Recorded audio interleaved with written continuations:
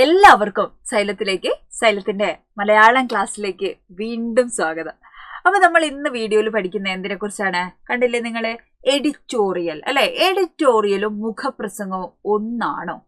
ഇവ തമ്മിൽ എന്തെങ്കിലും ബന്ധമുണ്ടോ? അല്ലെ ഇവ രണ്ടാണോ? ഇതൊന്നു തന്നെയാണല്ലോ എന്നൊക്കെ നമുക്ക് കൺഫ്യൂഷൻ ഉണ്ടാവാറുണ്ട്. ഇത് രണ്ടും എന്താണ്? ഒന്നാണ് കേട്ടോ. എഡിറ്റോറിയൽ എന്ന് പറയുന്നതും മുഖപ്രസംഗം എന്ന് പറയുന്നത് എന്തിനാണ്? ഒന്നിന് തന്നെയാണ്. ഒരു പത്രത്തിന് അല്ലെ, പത്രത്തിന്റെ പ്രസാധകനോ എഡിറ്ററോ ഒക്കെ എഴുതുന്ന അഭിപ്രായത്തെയാണ് നമ്മൾ എഡിറ്റോറിയൽ അല്ലെങ്കിൽ മുഖപ്രസംഗം എന്നുകൊണ്ട് പറയുന്നത്. ഒരു പ്രത്യേക വിഷയത്തിലുള്ള പത്രത്തിന്റെ നിലപാടാണ് എഡിറ്റോറിയൽ പേജിലൂടെ വ്യക്തമാക്കുന്നത്. പത്രത്തിൽ റിപ്പോർട്ട് ചെയ്തിട്ടുള്ള ഒരു സംഭവത്തെ കുറിച്ചാവാം, വാർത്തയെ കുറിച്ചായിരിക്കാം. ഇതിലൊക്കെയുള്ള എഡിറ്ററുടെ അഭിപ്രായമാണ് നമ്മൾ എഡിറ്റോറിയൽ പേജിൽ കാണുക.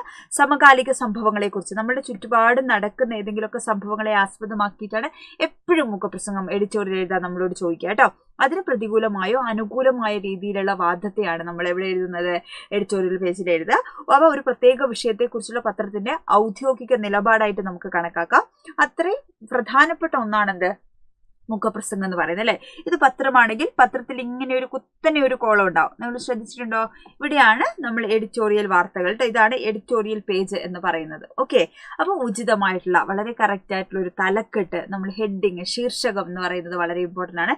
അത് വേണമെങ്കിൽ നമുക്ക് എഴുതി കഴിഞ്ഞിട്ട് മാറ്ററൊക്കെ എഴുതി കഴിഞ്ഞിട്ട് വേണമെങ്കിൽ അതുമായി ബന്ധപ്പെടുന്ന ഒരു തലക്കെട്ട് നമുക്ക് അവസാനം എഴുതാം എന്നുള്ളതാണ് കേട്ടോ. അപ്പോൾ തലക്കെട്ട് നിർബന്ധമാണ്. വിഷയത്തെ ഉൾക്കൊള്ളണം. അതേപോലെ സമൂഹത്തിന്റെ മനോഭാവത്തെ വിശകലനം ചെയ്യണം. കാരണം, പരിഹാരമാർഗം ഒക്കെ അതിൽ പോസിറ്റീവായിട്ടുള്ള രീതിയിൽ തന്നെ ഗുണം, ദോഷം, പരിമിതികളൊക്കെ ഉണ്ടാവണം.